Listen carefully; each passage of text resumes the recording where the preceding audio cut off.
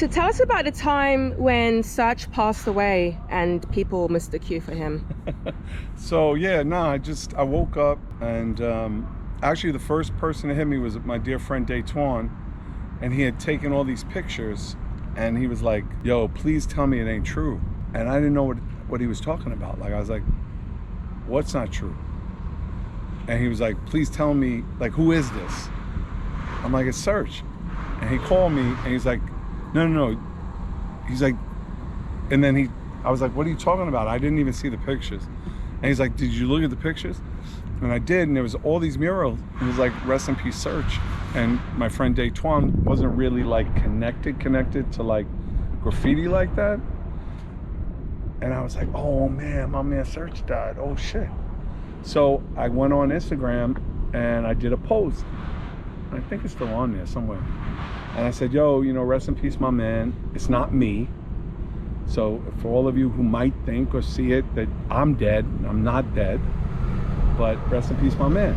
And all of a sudden, all these graph artists from LA just started feeding my inbox, from cartoon to like all these dudes. I don't even remember. There's tons of dudes that were like, yo, thank you for paying respect to him. He always had so much love for you, this and that. Like, I didn't know him like that. Like, I knew a little bit about him. I knew he was like half Jewish. I knew he came from New York. I knew he came to LA. I knew his crew was a dope crew.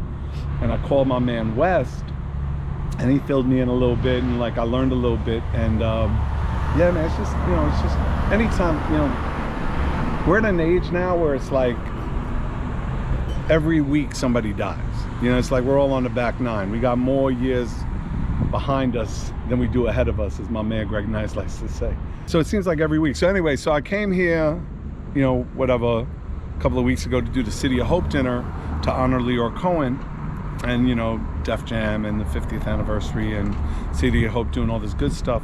And I'm like passing past all the graffiti, and they were doing every year, and like also, so the artists that were doing it were putting little things like, oh, you know, Mo Austin, this, you know, very powerful guy in music, was, you know, celebrated in 1983, and here's all the records that came out.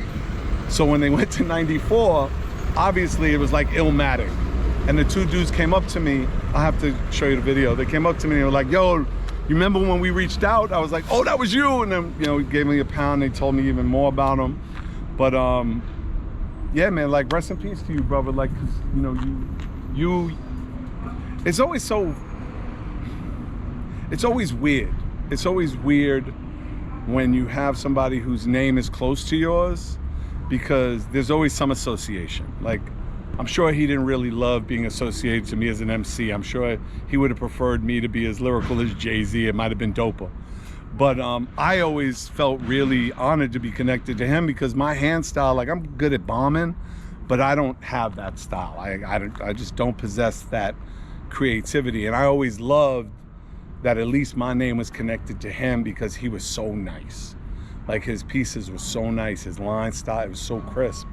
And yeah, so it's weird. And it's really weird to see it up, because, you know, you feel like, oh man, I wish I would have bombed that. Like, I wish that was my shit. It's not, obviously. But I'm glad that our names are connected. I always hear good things about him. Yeah, me too. I mean, even when he was alive, like, that's the real rare shit, like, right? Like, you always hear like, oh, he was such a good dude. He was such a, whenever somebody dies, he was, you know. Nah, I mean, I heard good things about this dude when I was alive. I think at one point,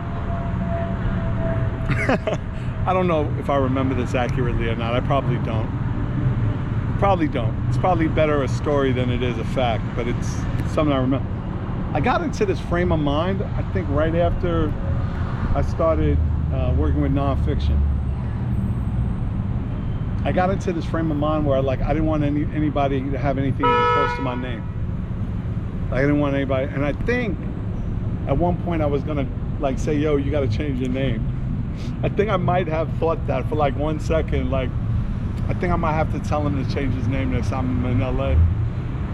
I don't know if it ever came to fruition, but it's like, you know, cause like, that's where I come from, you know. It's like, if the dude in your neighborhood is an MC and you're an MC, You battle to see who's the best in that project. You battle to see who's best. But when it came to names, like, yo, nah, like, yo, you got to get rid of that name. If that, you know, we got to battle for the name. I never met an MC Serch, but I think at one time I might have been like, yeah, that's too close. That's too close. I might have to have him change his name. But I'm glad, thank goodness. I'm sure that didn't happen in real life. Like, I'm sure that was just me thinking it. But yeah, man, like, if there's anybody who can hold down the Serch name, it's this dude right here, man. It's just sad, man.